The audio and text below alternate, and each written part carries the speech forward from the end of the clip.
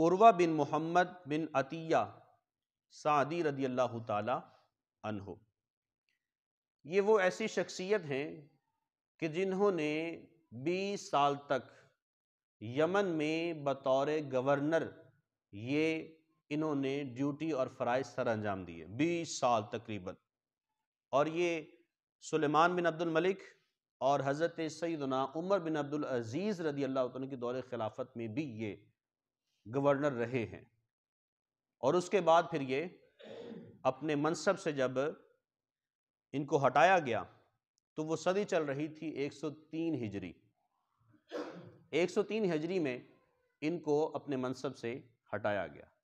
جب یمن کے گورنر مقرر ہوئے تو جب یہ یمن میں داخل ہوئے تو انہوں نے اہل یمن سے مخاطب ہو کے ارشاد فرمایا۔ ان کے پاس دو چیزیں تھیں، ایک قرآن تھا اور ایک تلوار تھی۔ ایک قرآن اور ایک تلوار، دو چیزیں ان کے پاس تھیں جب یہ یمن کے گورنر مقرر ہوئے تھے۔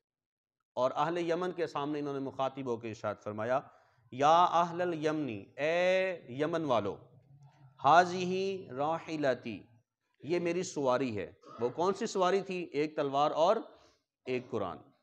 ہذہ راحلتی، یہ میری سواری ہے، یعنی ایک قرآن اور ایک تلوار۔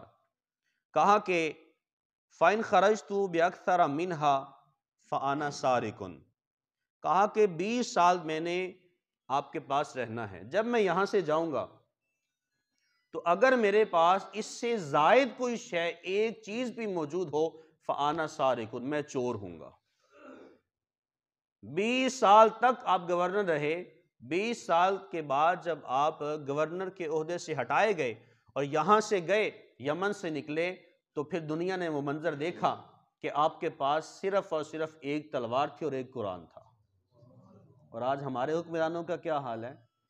ابھی ایک ایک مہینہ ان کو آئے ہوئے نہیں ہوتا ہے، ان کی تجوریاں بھر دی جاتی ہیں، ان کے سارے معاملات بھر دی جاتے ہیں، اور جب وہ یہاں سے فارغ ہو کے جاتے ہیں، جب آتے ہیں تو کچھ بھی نہیں ہوتا، جاتے ہیں تو کھربوں پتی بن کے جاتے ہیں۔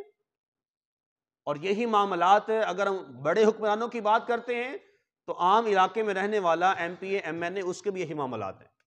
کوئی عام کونسلر بھی ہے تو وہ بھی اسی کیٹیگری میں آتا ہے، لوگوں کے مال ہڑپ کر کر کے ہم لوگوں نے جائیدادیں بنا لی ہوتی ہیں۔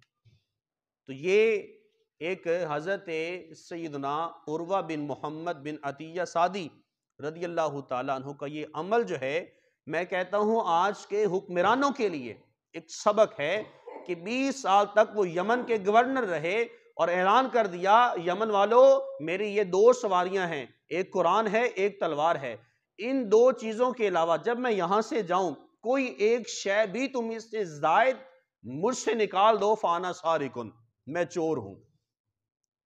وہ دو چیزیں 20 سال کے بعد 103 ہجری میں جب یمن سے نکلے، وہی دو چیزیں آپ کے پاس موجود تھیں۔ اسے کہتے ہیں امانت دار شخص، اسے کہتے ہیں مومن شخص، جس کے بارے میں حضور نے ارشاد فرمایا کہ لوگوں میں بددیانتی اتنی پھیل جائے گی، اتنی زیادہ پھیل جائے گی، یہاں تک کہ یہ کہا جانے لگے گا وہ فلاں قبیلے میں ایک شخص ہے جو امانت دار رہتا ہے۔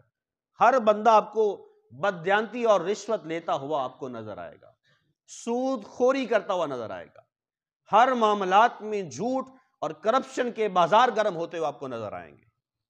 تو یہ ایک صحابی کا جو عمل ہے یہ ہمارے سامنے ہے، ہمارے حکمرانوں کے لیے مثال ہے، اور ہم سب کے لیے بھی ایک عملی نمونہ ہے۔